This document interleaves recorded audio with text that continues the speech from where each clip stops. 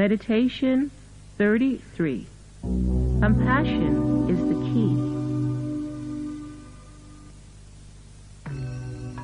Yesterday, my dear Lord Shyam, I tried to make an appeal to you. I inquired, "Dear Lord, since I have been away from you for so long, trying to do your work in the material worlds, don't you think it is time for me to return home, back to your divine abode?" You glanced at me in a penetrating and loving way, and instead of being angry with me for my presumptuous and arrogant nature, you out of great concern asked my spiritual master to enlighten me. The spiritual master said, "My dear son, please come with me. See that blind man stumbling around, trying to move about as people are bumping into him? When your compassion is so strong for this soul that you are ready to take his place, freeing him from his torment, then you will be a candidate for the kingdom of God."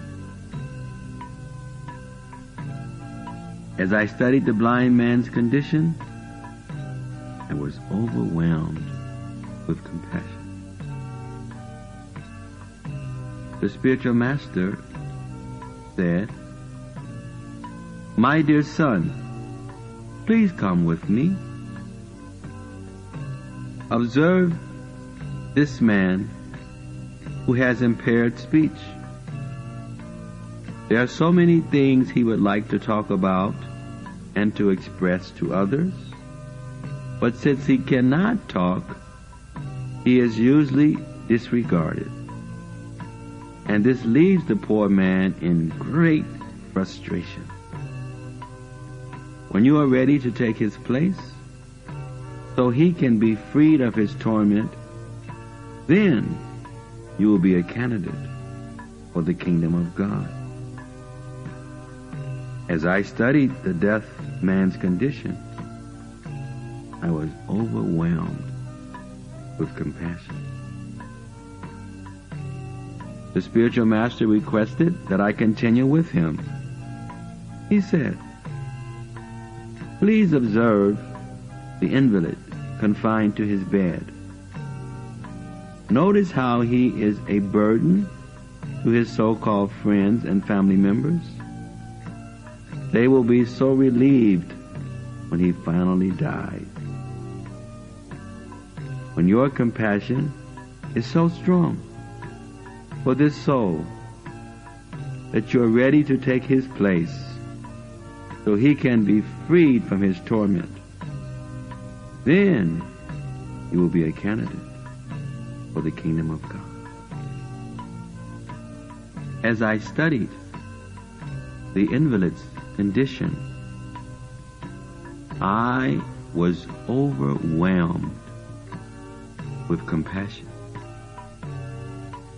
The spiritual master mentioned, "Come this way, my beloved son. Take notice of this homeless man. At the end of the day, he has no family or home to return to.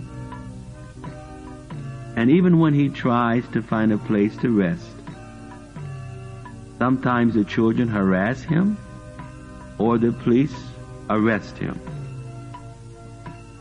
When your compassion is so strong for this soul that you are ready to take his place so he can be freed from his torment, then you will be a candidate for the kingdom of God."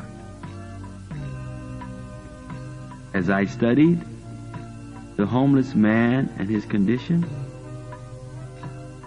I was overwhelmed with compassion. The spiritual master again requested that I continue with him.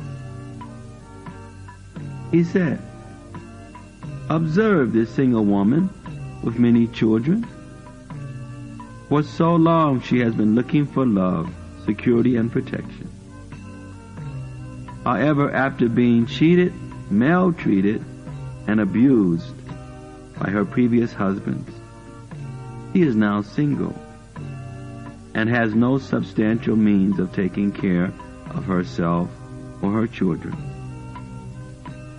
When your compassion is so strong for her that you are prepared to take her place so she can be freed from her torment, then you will be a candidate for the kingdom of God. As I studied her predicament, I was overwhelmed with compassion. My spiritual master then led me to a situation that seemed to be a contradiction. He said, please observe this woman. We took notice of a very wealthy lady who seemed very secure. However, each moment was hell for her because she had no children and desperately wanted to be a mother. She questioned her womanhood, as did her associates. She felt cursed by providence and often thought of committing suicide. When your compassion is so strong for this soul that you're willing to take her place so she can be relieved of her torment, then you will be a candidate for the kingdom of God. As I studied her predicament, I was overwhelmed with compassion. The spiritual master further requested that I continue with him. Please observe this wretched man sentenced to a life of imprisonment. Each day he wakes up with nothing to look forward to. He has lost all contact with the outside world. Even his own family no longer communicates with him. He wishes that he had never been born and prays for his life to end. He would like to commit suicide, but his imprisonment will not provide such freedom. When your compassion, my dear son, is so strong for this soul that you're even willing to take his place so he can be relieved of his torment, then you will be a candidate for the kingdom of God. As I studied the prisoner's condition, I was overwhelmed with compassion. The spiritual master encouraged me to observe the situation of a helpless child who was being repeatedly abused by those who were supposed to be her protectors.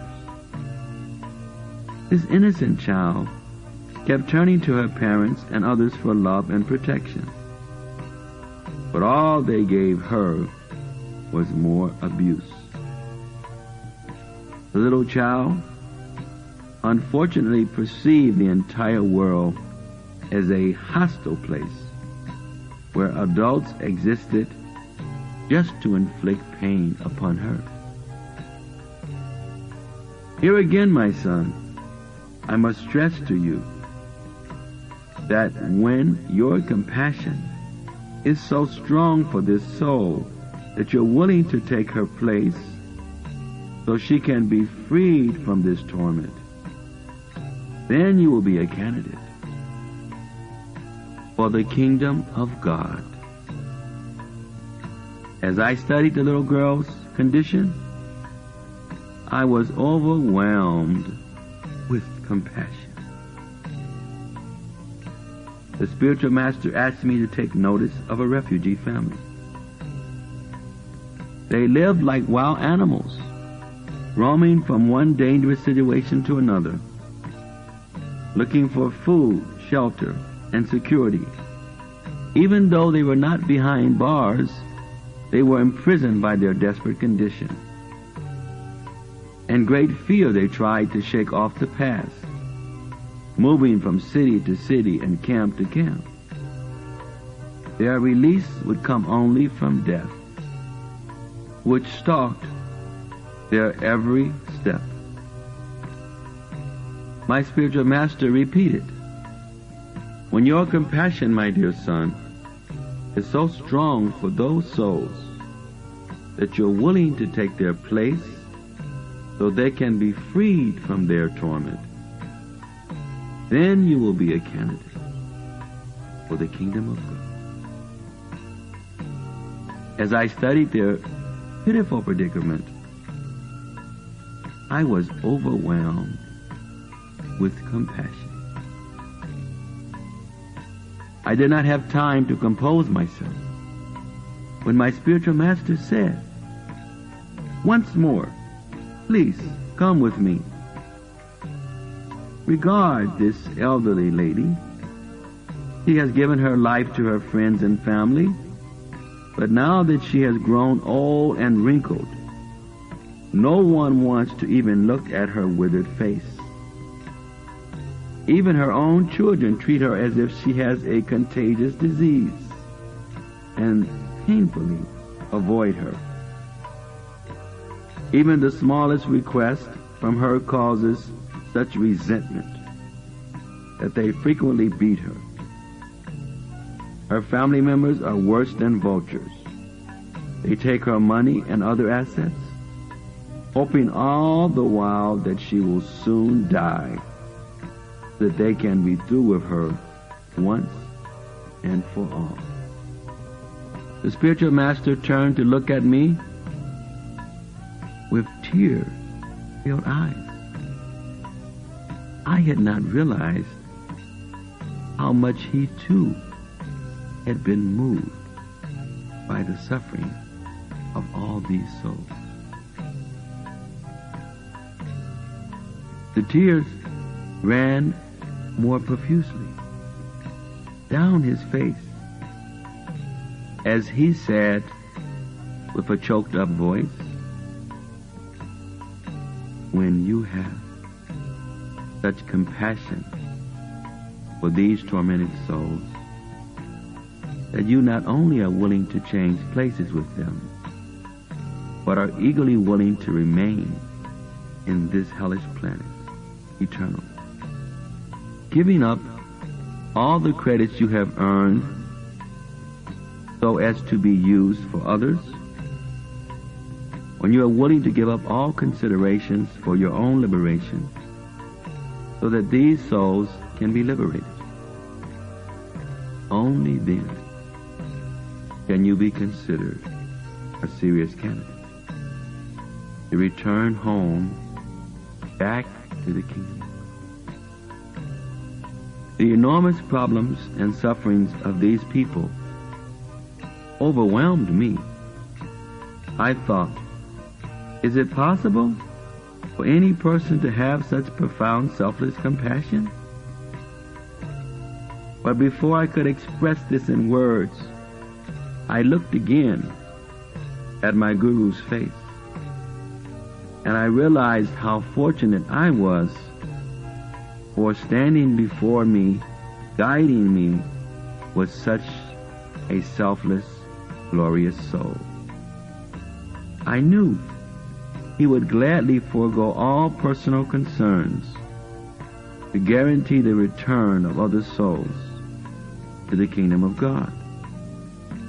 There was nothing left for me to say or do other than to promise the spiritual master that I would not rest until I had developed such profound compassion. Such compassion is not possible without serious blessings from the Guru and other souls. So I beg for these blessings. Other than that, I will be forced to remain a pseudo-devotee. I beg that you make me such a pure devotee, although I am most unworthy.